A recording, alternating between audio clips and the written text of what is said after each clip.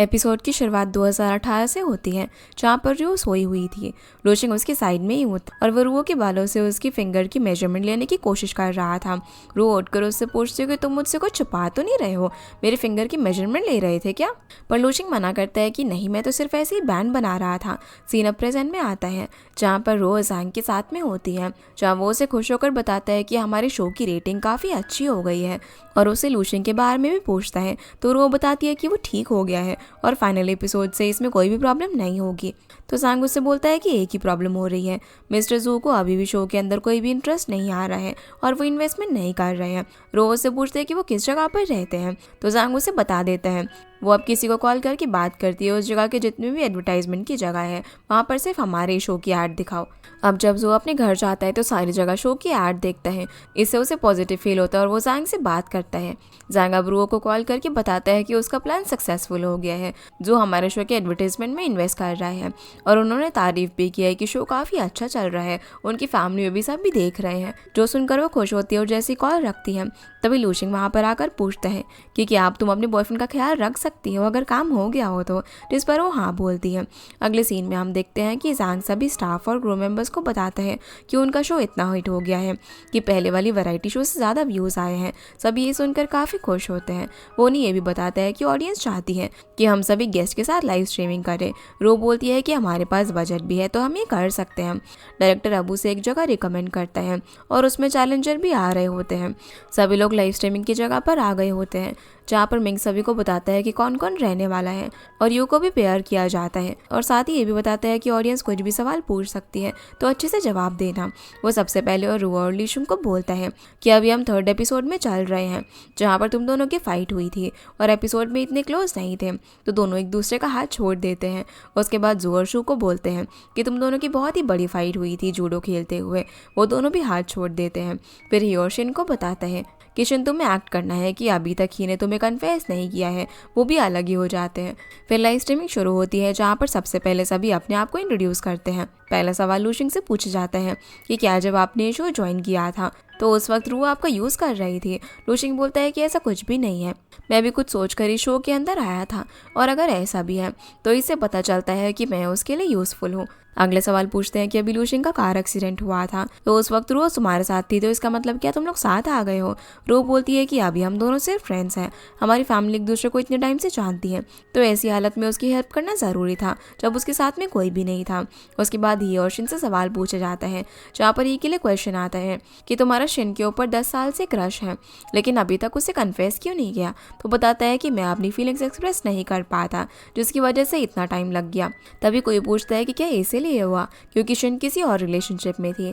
तो ये बोलता है कि इसमें ना मेरी गलती है कि मैंने कन्फेस नहीं किया। उनके सामने फिर स्क्रीन होती है, उसमें सभी लोग शिन को क्रिटिसाइज कर रहे होते हैं, ये शो के अंदर भला कैसे आ सकती है?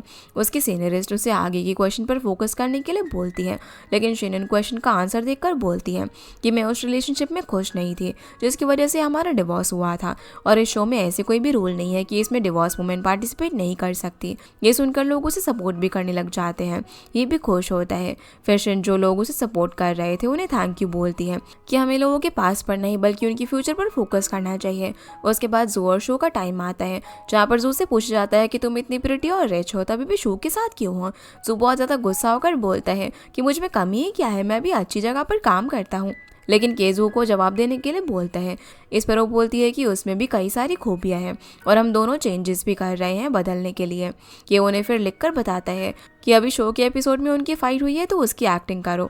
तभी जो अपना आंसर ट्विस्ट करते हुए बोलती है कि मैं तो चेंजेस कर रही हूँ लेकिन शो कुछ भी नहीं कर रहा है, वो अभी भी वैसे ही बच्चों की जैसे हरकतें करता है। फिर शो से पूछते हैं कि आप दोनों का तो डिवोर्स होने वाला था ना, तो इस शो में क्यों आए हो? जो बोलता है कि रू ने मुझे आकर बताया था कि शो ने उसे बोला है कि वो मुझसे बहुत ही प्यार करता है, मेरे सारे टैंट्रम सहेगा और उसे एक चांस हो। ये सुनते शो बोलता है कि मैंने बल्कि तुमने लूशिंग से ये कहा था कि तुम्हें बाद में रियलाइज़ हुआ कि मैं तुमसे कितना प्यार करता हूँ, इसलिए तुमने मुझे शो करने के लिए कहा। दोनों फाइट करने लग जाते हैं, तभी सो वॉमिटिंग करती है। शो फिर उसे थोड़ा क्लोज आकर बोलता है कि इतना दिल पर मत लो, ये सारी बातें तो मैं सिर्फ शो के लिए बोल रहा था। जू बोलती है कि मैंने नहीं लिया, बस थोड़ी सी तबीयत खराब है। इसके बाद यू से पूछा जाता है कि क्या आप इस शो में रूहो के लिए आए हो, जिस पर वो हाँ बोलते हैं। जाय से भी पूछते हैं कि वो इस शो में क्यों आई है, तो वो बोलती है कि ये फ्रेंड्स के रियूनियन का भी शो है, तो मैं अपनी फ्रेंड रूहो के लिए आई थी। अब वो याद करती है स्कूल का टाइम टाइम जब एग्जाम का रिजल्ट आया था तब सभी रुओ की बात कर रहे थे। उसके बाद पियानो के टाइम भी टीचर ने उसकी जगह पर रुओ को लिया था क्योंकि उसे ज़्यादा अवार्ड मिले होते हैं और जिस क्विज शो के अंदर भी वो थी उसमें भी रुओ विनर थी। फिर वो बोलती है कि उसके बाद मुझे लगा था कि हम नहीं मिलेंगे लेकिन अभी शो की वजह से मिल ही गए। ये सुनकर यूँ थोड़ा स्माइल करता है। जाय उससे पूछती है कि क्या हुआ, तो बोलता है कि तुम कितनी जल्दी बदलती हो। जाय बोलती है कि थैंक यू, तुम्हारे एनलाइटमेंट की वजह से मुझे पता चल गया कि मुझे क्या करना है। ये सुनकर वो शॉक हो जाता है। फिर सभी लोग अब साथ में आकर व्यूअर्स को शो देखने के लिए बोलते हैं। तभी वहाँ पर शिन का एक्स हस्बैंड ली आकर उसे थप्पड़ मारता है जो देखकर ही भी उसे मारकर नीचे गिरा देता है। अब ली यहाँ पर बोलता है कि तुम इस आदमी के लिए मुझे छोड़कर गई ना। रोज सभी को लाइव स्ट्रीमिंग बंद करने के लिए बोलती है। तभी जाय याद करती है कि कल वो इसलिए से मिलने के लिए गई थी। उसे बोलती है कि मैं रुओ और शिन की फ्रेंड हूँ। तुम्हारा डोमेस्टिक वायलेंस के बारे में किसी ने रिपोर्ट किया जिसकी वजह से तुमने अपनी जॉब खो दी। वो पूछता है कि मुझे किसने रिपोर्ट किया। वो रुओ की तरफ इशारा करते हुए बोलती है तो वो बोलता है कि ये ज़रूर इस लड़की ने ही किया होगा। उसे बोलती है कि शिन ने उसका शो भी ज्वाइन किया है किसी और आदमी के साथ और वो किसी और आदमी के साथ बहुत ही ज़्यादा खुश है। तो ली बोलता है कि इसी वजह से वो मेरे साथ रहना नहीं चाहती। तो जायो से बोलती है कि तुम्हारी वाइफ और जॉब दोनों ही चली गई। भला तुम शांति से कैसे बैठ सकते हो? अगर मैं तुम्हारी जगह होती ना तो कभी भी ये नहीं कर पाती। लियो उससे पूछता है कि अब मैं क्या करूं। तो जाय उसे बताने लग जाती है और सीन प्रेजेंट में आता है जिसका मतलब ये सब कुछ जाय ने ही करवाया है। वो यहाँ पर शिन पर चिल्ला रहा होता है कि तुमने इस इंसान के लिए मुझे छोड़ा ना।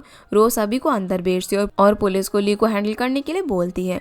लास्ट में जब वो जा रही होती है तो ली उसे बोलता है कि तुम खुश होगी ना मुझे मेरी कंपनी में रिपोर्ट करके। पर लोशिंग रुओ को वहाँ से लेकर चला जाता है। जैंग काफ़ी गुस्सा हो रहा था कि ये पर्सन यहाँ पर आया कैसे। रो बोलती है कि उसे इस जगह का इंटीरियर काफ़ी अच्छे से पता था शायद इसीलिए। अब शन के आगे इसमें काफ़ी हेट कमेंट आ जाते हैं। मिंग बताता है कि उन्होंने सारे वीडियोज़ और आर्टिकल्स को रिमूव कर दिया है लेकिन तभी एक स्टाफ मेंबर एक वीडियो दिखाता है जो कि ऊपर से शूट किया होता है और उसे ब्लॉगर भी स्प्रेड कर रहे थे। रो बोलती है कि ये हमारे क्रू में से कोई नहीं है लेकिन ये सब कुछ ली अकेला नहीं कर सकता, उसके साथ कोई ना कोई तो है। ये सब बात वो जाकर लूशिंग से कहती है कि इसमें किसी इनसाइडर ने हेल्प की है। वो पूछता है कि इसके बारे में हम कैसे पता करें। तो रो स्माइल करके बोलती है कि हमारे एक्ट करने का टाइम अब आ गया है। जैंग और रो अब सभी स्टाफ मेंबर्स को आकर बताते हैं कि इस प्रॉब्लम की वजह से हमारे शो को बहुत इफेक्ट हुआ है। इन्वेस्टर भी कंपनसेशन मांग रहे हैं और अभी के लिए हमारा शो सस्पेंड कर दिया गया है। पता नहीं है कब रिज्यूम होगा। ये सुनकर सभी लोग शॉक हो जाते हैं। रो बोलती है कि ये सब जो कुछ भी हुआ है ये पता चल रहा है कि हमारे लोगों में से किसी ने किया है। तभी वहाँ पर लूशिंग आकर बताते हैं कि मेरे पास एविडेंस है चैट लॉग्स के जिससे पता चल जाएगा कि ये सब किसने किया है। वो सभी को दिखाने वाला होता है लेकिन रो उसे रोककर चिल्लाते हुए बोलती है कि ये सभी स्टाफ मेंबर मेरे बहुत ज़्यादा क्लोज है, वो ये नहीं कर सकते। अगर तुमने ये दिखाया तो सारा ट्रस्ट खत्म हो जाएगा, ऐसे कुछ भी मत करो। लूशिंग गुस्से से बोलता है कि मैंने तुम्हारे शो के अंदर इन्वेस्ट किया हुआ है और तुम इन लोगों के लिए सब कुछ खराब कर रही हो। मैं लॉस बिल्कुल भी नहीं चाहता। वो गुस्सा होकर वहाँ से चला जाता है और वो सैड होती है। तभी जाय को किसी का कॉल आ जाता है जिससे वो खुश होती है और बोलती है कि तुमने अच्छा काम किया। अब लूशिंग जब गुस्से में अपने ऑफिस में बैठा होता है तभी वहाँ पर जाय आती है। लूशिंग उसे बोलता है कि तुम अभी शो को सू करो, वैसे भी हमारे कॉन्ट्रैक्ट का टाइम पीरियड खत्म होने वाला है। जाय बोलती है कि इस बारे में फिर से एक बार अच्छे से सोच लो, रो को कैसा लगेगा। इस पर वो कहता है कि वो अभी भी पहले जैसे कुछ भी नहीं बदला है। वो अपने आप को सबसे अच्छा समझती है लेकिन उसके लिए मैं अपने रिजॉर्ट को ऐसे सफ़र नहीं करने दूंगा। इस पर जाय ओके बोलती है कि ठीक है मैं अभी करती हूँ। वो वहाँ से रिजॉर्ट में जाती है। सारी जगह देखती है कि सारे कैमरास हटे हुए होते हैं। उसे काफ़ी खुशी होती है। रो फर्स्ट फ्लोर पर होती है तो वहाँ पर जाती है। रो वहाँ पर सैड बैठी हुई थी। वो उसे सॉरी बोलती है कि मैंने तुम्हें यहाँ पर बुलाया, मुझे अच्छा नहीं लग रहा। जाय उसे अच्छे से बोलती है कि कोई बात नहीं, क्या सारे कैमरास हटा दिए गए हैं। तो बोलती है कि हमारा शो सस्पेंड हो गया है तो सभी स्टाफ को भी भेज दिया गया है। फिर वो यहाँ पर उसे कुछ चीज़ें एनालाइज करने के लिए बोलती है कि मुझे ना समझ नहीं आ रहा कि ये सब कौन कर रहा है, क्योंकि ली को कैसे पता चला कि हम लाइव स्ट्रीमिंग कर रहे हैं और वो भी आसानी से यहाँ पर आ गया। जाय उसे बोलती है कि ये सब उसी ने किया होगा। फिर वो उसे बिनका केस के बारे में बोलती है कि वहाँ पर जियाओ ने बात की थी उसे भड़काने की, लेकिन वो अकेले ये सब कुछ नहीं सोच सकते, उसके पीछे ज़रूर कोई था।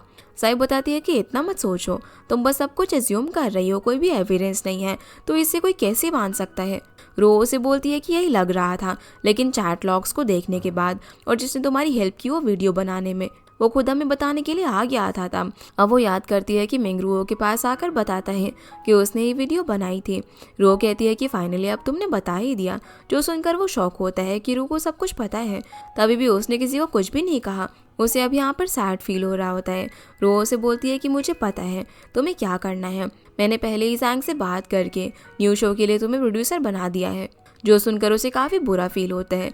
रो उसे बोलती है कि अगर तुम बस ये बता दो कि ये सब किसने किया है तो तुमने जो भी किया है मैं वो सब कुछ भूल जाऊंगी। तो वो यहाँ पर जाए का नाम लेता है।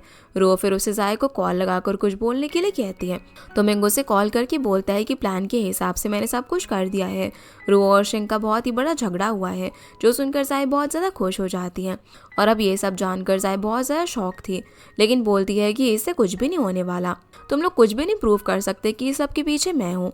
रो से बोलती है कि मुझे समझ नहीं आ रहा कि तुमने ये सब क्यों किया, हम तो कहीं भी कॉम्पिटिटर्स नहीं है, तो तुम्हें ये सब करके क्या मिला। जाए खुश होकर बोलती है कि अभी तो तुम्हारा शो और लूशिन के साथ रिश्ता सब कुछ खत्म होगा, कुछ भी नहीं बचेगा।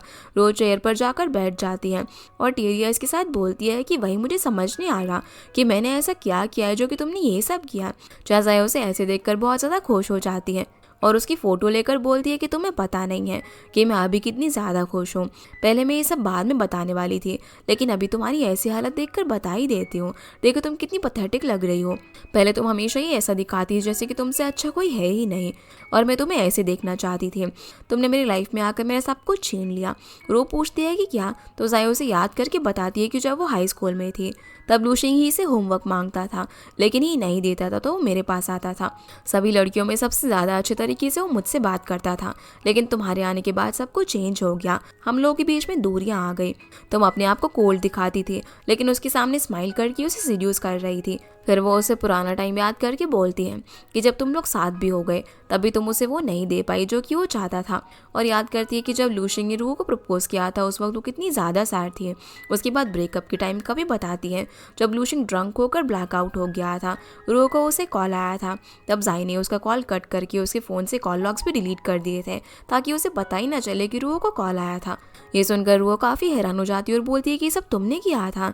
जाई एरोगेंटली बोलती है कि तुम मुझे छोड़कर चली गई थी तो वापस क्यों आ गई सब कुछ खराब करने के लिए, सब कुछ अच्छा चल रहा था। मैंने ग्रेजुएट होते ही लूशिंग के साथ उसके लिए काम करना स्टार्ट कर दिया था, वो भी बहुत ज़्यादा खुश था।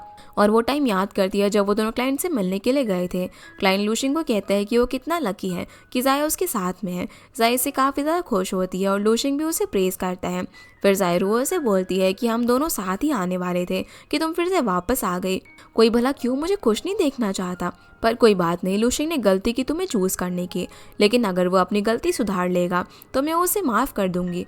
रो उसे बोलती है कि तुमने ये सब लूशिंग को पसंद करती थी इसीलिए किया, लेकिन तुमने हियोर्शिन को क्यों अलग किया। तो वो गुस्सा होकर बोलती है क्योंकि ही मेरा है, जब मेरे साथ कोई भी नहीं था, अकेले उसने ही मेरा इन सब में साथ दिया, और एक वही था जो कि मेरे साथ था, लेकिन अभी शिन के लिए वो मुझे छोड़ना चाहता था। ये शिन आखिर है कौन और खुद को क्या ही समझती है। रोज से पूछती है कि कार के अंदर भी तुमने कुछ किया था ना, तो वो हाँ बोलती है कि मैंने ही को चांस दिया था, लेकिन उसने चेरिश नहीं किया, इसीलिए उसे पनिशमेंट मिलनी ही चाहिए। लेकिन गलती से वो एक्सीडेंट लूशिंग के साथ हो गया। रोज से बोलती है कि तुम्हें डर नहीं लगता कि सभी को एक दिन तुम्हारे सब चीज़ों के बारे में पता चल जाएगा। तो बोलती है कि किसी के पास एविडेंस नहीं है ये बताने के लिए, तो मुझे कौन ही पनिश कर सकता है।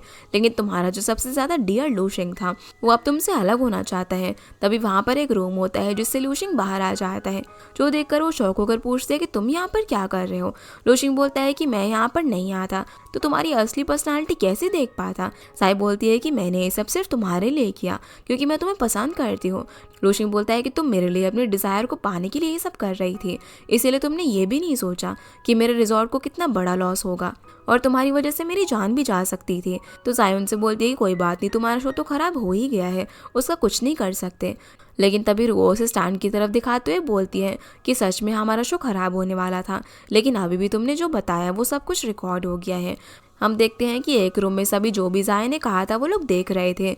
रो बोलती है कि अभी हमें पुलिस को हैंडल करने के लिए दे देंगे और तुम ही अकेली लॉयर नहीं हो यहाँ पर। मैंने शिन से बात की, उसने मुझे बताया कि सबसे अच्छा आइडिया होगा तुम्हारे मुंह से ये सब कुछ मनवाना। तो इससे जाए गुस्सा होकर बोलती है कि तुमने जो भी ये किया है ना वो एक एक्ट था, और नाइफ लेकर बस रूह को मारने ही वाली थी। लेकिन लूशिंग बीच में आ जाता है, उसके हाथ में थोड़ा सा स्क्रैच आ जाता है, पर वो यहाँ जाए को ग्राउंड पर पिन करके पकड़ लेती है। वहाँ पर सभी लोग भी आ जाते हैं और सिक्योरिटी उसे पकड़ पकड़कर ले जाती है। रो फिर लूशिंग को बैंडेज करती है, जहाँ पर वो उससे पूछता है कि तुमने मूव कब सीखा, पता भी नहीं चला। वो बोलती है कि ऐसे ही बस सीख लिया था। लूशिंग बताता है कि मैंने सोचा था कि मैं हीरो बनूंगा ब्यूटी को सेव करने के बाद, लेकिन मैं तो फेल ही हो गया। यहाँ से फिर हमें 2019 का सीन दिखाया जाता है जिसमें रो का क्विज शो था। उसे उसके टीचर का कॉल आता है कि तुम्हारा म्यूनिक एकेडमी में एडमिशन हो गया है और तुम्हें ज्वाइन करना है। वो इससे खुश नहीं होती तो टीचर उससे पूछते हैं कि क्या तुम्हारा बॉयफ्रेंड हाँ नहीं बोलेगा। वो हाँ बोलती है कि हाँ मुझे उसी की चिंता है। तो टीचर उसे समझाते हैं कि ये बहुत ही अच्छी अपॉर्चुनिटी है और तुम्हें पोटेंशियल है, तो इस अपॉर्चुनिटी को मत जाने दो, उसे भी बताओ, वो खुश होगा। तभी कॉल कट करते उसे लूशिंग का मैसेज आता है कि तुम्हारे लिए कार रेडी है, नीचे आ जाओ। रो खुश होकर नीचे आती है तो उस वक्त लूशिंग के हाथ में रिंग थी जिसे वो देख रहा था। रो के आते ही वो उसे छुपा देता है और उसे विनर कहकर बुलाता है। वो कहती है कि अभी तो मैं जीती भी नहीं हूँ। तो लूशिंग बोलता है कि मुझे पता है कि तुम ही जीतने वाली हो। प्रेजेंट में हम देखते हैं कि जू को बार बार वॉमिटिंग हो रही थी, उसकी हेल्थ अच्छी नहीं थी। शू बोलता है कि तुम्हें हो क्या गया है। तो बताती है कि शायद तुम आज बारबेक्यू लेकर आए थे, उसकी वजह से ये सब हो रहा है। शू बोलता है कि ऐसा हो ही नहीं सकता, तुम्हें याद नहीं है कि एक बार तुमने बारबेक्यू 10 प्लेट खा लिया था। तो वो उसे गुस्से से देखकर बोलती है कि ये बात याद रखने की नहीं है और ये हमारे अलावा किसी और को नहीं पता चलना चाहिए। शू हाँ बोलता है और वो दोनों काउच पर बैठे होते हैं। फिर वो उसे एक पेपर मिलता है जिस पर प्रपोज करने का डिज़ाइन बना होता है। वो अब जू को यहाँ पर थैंक यू बोलता है इस डिज़ाइन के लिए। वो बोलती है कि ये मेरा नहीं है, कहीं रो का तो नहीं, ये काम करते हुए यहीं पर भूल गई होगी।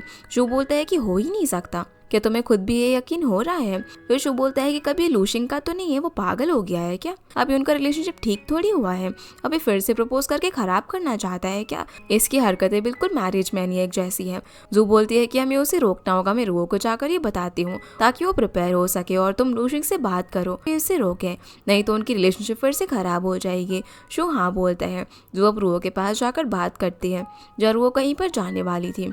पर जो उससे पूछते कि तुम कहाँ पर जा रही हो। वो बताती है कि लूशिंग के साथ डिनर करने के लिए। जो उसे काउच पर बिठाकर बोलती है कि अभी जो मैं बताने वाली हूँ उसे तुम शौक मत होना, लूशिंग तुम्हें फिर से प्रपोज करने वाला है। इधर शू लूशिंग से बात करता है जहाँ पर वो तो सीधा मना कर देता है कि मैं तो ये कभी कर ही नहीं सकता, अभी जाकर इतने मुश्किल से हमारी रिलेशनशिप ठीक हुई है, मैं भला ये क्यों करूँगा, मैं बहुत ही खुश हूँ हमारे अभी के रिलेशनशिप से। फिर दोनों ही सोचने लग जाते हैं कि ये भला कौन हो सकता है कि अगर मैं और तुम दोनों ही नहीं है। लूशिंग बोलता है कि कहीं ये ही तो नहीं है। वहीं जो उसे डिज़ाइन दिखाती है।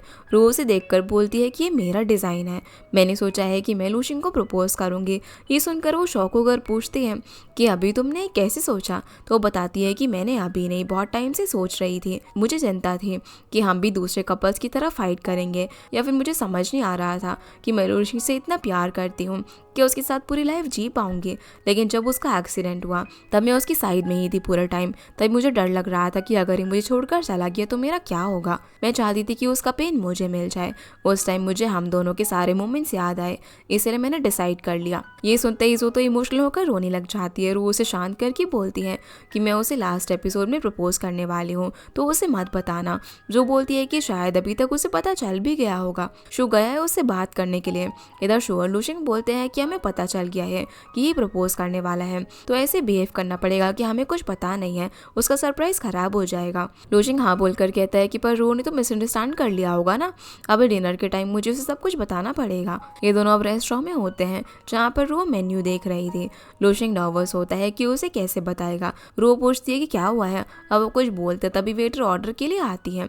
वो उनके लिए 100 year of harmony dish recommend करती है। लूशिंग इसे सुनते ही बोल देता है कि नहीं नहीं, बिल्कुल नहीं, इसका नाम ही कैसा है, जैसे कि शादी के लिए बोल रहे हो, हमें ऐसा कुछ भी नहीं चाहिए। तो वो वेटर से बोलती है कि मेरे बॉयफ्रेंड की ना थोड़ी सी तबीयत खराब है, और खुद ऑर्डर देती है उस रिकमेंडेड डिश के साथ। लूशिंग बोलता है कि हमारी अभी की रिलेशनशिप कितनी अच्छी है। तभी कुछ लोग वायलिन पर मैरिज का म्यूजिक बजाते हुए आते हैं।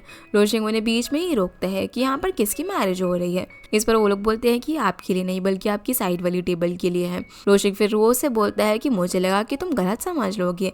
अब उनके साइड वाले टेबल को देखकर वो खुश होती है, लेकिन लूशिंग जोर से बोलता है कि मैरिज में कुछ भी अच्छा नहीं है।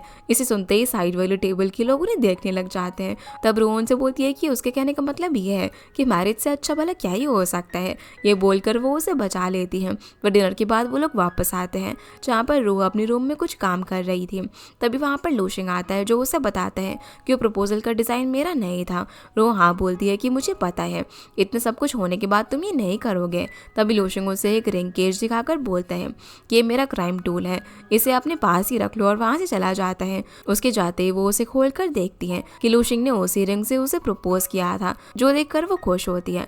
अगले दिन फिर जू को पता चलता है कि वो प्रेग्नेंट है, जो जानकर वो काफी ज्यादा शॉक हो जाती है। लेकिन इससे शू काफी ज्यादा खुश था। जू उसे बोलती है कि क्या हम अच्छे पेरेंट्स बन पाएंगे, मैं कितना जल्दी टेम्पर लूज कर देती हूँ। अगर मैं अच्छी मॉम नहीं बनी तो इससे मेरा वेट भी बढ़ जाएगा और मेरी स्किन भी खराब हो जाएगी। बर्थ के टाइम पर काफ़ी ज़्यादा पेन भी होता है। तो शू उसे समझाता है कि सब कुछ ठीक हो जाएगा, लेकिन वो उठकर बोलती है कि मुझे इसके बारे में ना सोचना चाहिए। अगले सीन में अब हम रोज जोशन को साथ में देखते हैं, जहाँ पर दोनों उसे कहते हैं कि अच्छे से सोच लो इसके बारे में। तभी ही और लूशिंग आते हैं। रो उन्हें बताते हैं कि सुबह से इशू गायब हो गया है, पता ही नहीं कहाँ पर है। जो बोलती है कि मैंने शायद कुछ ज़्यादा ही प्रेशर डाल दिया था उसके ऊपर, इसीलिए वो कहीं पर चला गया होगा, क्योंकि वो कभी कभी बच्चे की तरह हरकतें करता है। लेकिन अब मैं क्या ही करूँ। वो सभी लोग बोलते हैं कि हम उसे ढूंढते हैं। जोरो से बोलती है कि कल स्टाफ को बता देना कि हॉस्पिटल में आ जाए, मैं कल अकेली शूट करूंगी और डिसीजन तो लेना ही होगा ना। अगले दिन फिर हम ही और शन को कुकिंग करते हुए देखते हैं। उनका फाइनल एपिसोड शूट हो रहा था। ही यहाँ पर उसके बाल टाई कर देता है और दोनों एक दूसरे की हेल्प से खाना बना रहे थे और ड्रामा देखते हुए उसे खाते भी हैं, जहाँ पर वो ज़्यादा कुछ भी नहीं बोल रहे थे। फिर लास्ट में उसे क्वेश्चन पूछने का टाइम आता है, जहाँ पर शन को धूप लग रही थी तो इसके थोड़ा क्लोज आकर बैठ जाता है ताकि उसे धूप ना लगे।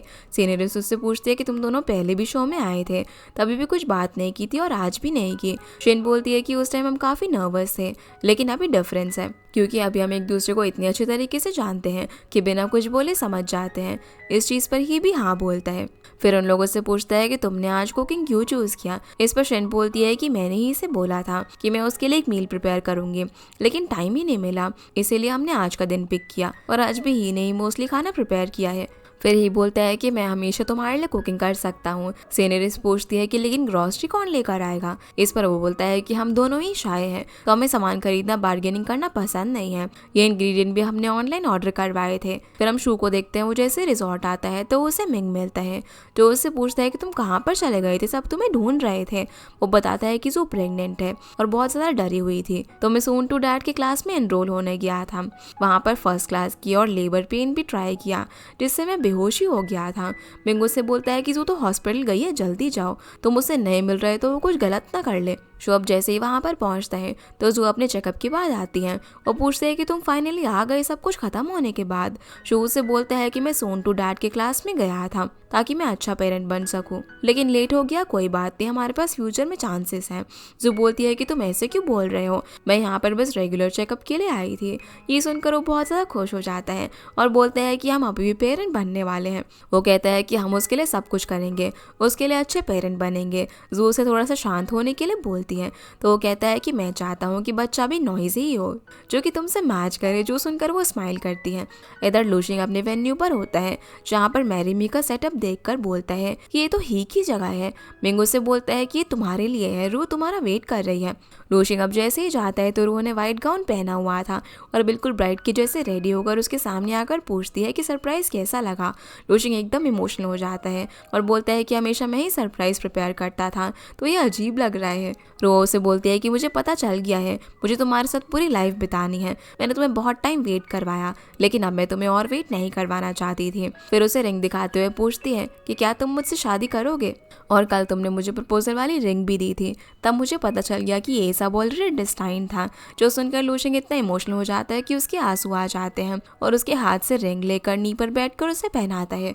दोनों अब एक दूसरे को आई लव यू बोलकर किस करते हैं। अगले सीन में अब सभी लोग एक साथ होते हैं, जहाँ पर रोज सभी को खुश होकर बताती है कि उनका शो खत्म हो गया है। सभी को थैंक यू बोलती है। शो ही से पूछता है कि तुम मैरिज सेरेमनी कब कर रहे हो, तो बोलते हैं कि हम दोनों इंट्रोवर्ट हैं और हम जिन लोगों को नहीं जानते उनके साथ बात करके अपने आप को ऑकवर्ड फील नहीं करवाना चाहते, तो सेरेमनी नहीं कर रहे हैं। रो बोलती है कि हम दोनों तो करने वाले हैं क्योंकि ये लूशिंग का सपना है।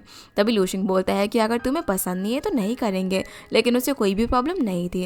लूशिंग बोलता है कि उससे पहले मुझे तुम सभी को कहीं पर लेकर जाना है।